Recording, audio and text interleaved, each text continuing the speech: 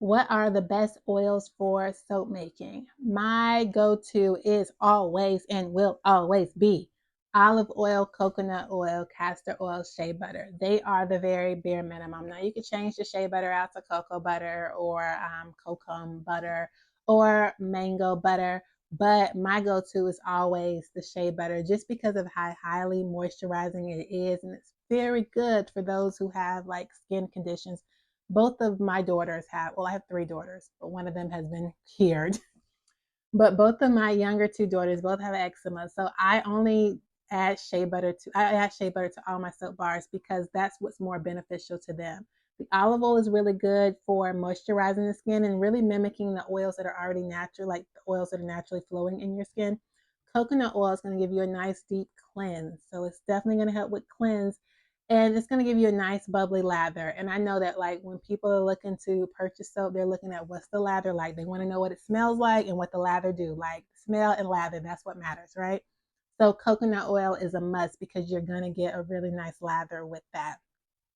Castor oil is also a must because it's going to really help with that coconut oil to add to that lather. And castor oil is just like the bomb.com for your hair, for your skin. It does some deep penetration and it really helps with moisturizing your skin. So, like, those are hands down my top four, like olive oil, coconut oil, castor oil, and shea butter. If you look on my website, there is not a soap bar that does not have at least olive oil, coconut oil, and castor oil. The shea butter, like I said, sometimes I will switch that out to maybe cocoa butter. But when it comes to my kids and their eczema, it's going to be shea butter. They're going to always have a soap bar with shea butter. Palm oil is a nice oil that I like to add just because that does help with moisturizing and it helps with hardening the bar, which I want my soap bars to be hard and to last long.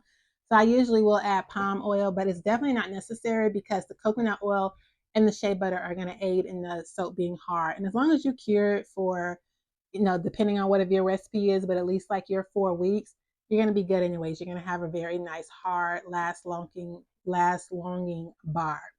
So definitely my top four: olive oil, coconut oil, castor oil, shea butter. Great oils and butters to start out with for any recipe.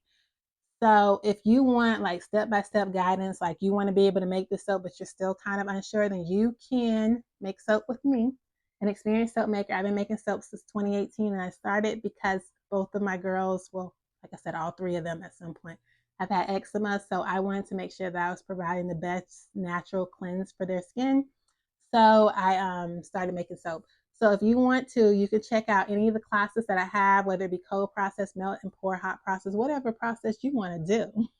Well, if it's available, check it out in the comments. And I hope to see you there in the class. Thank you.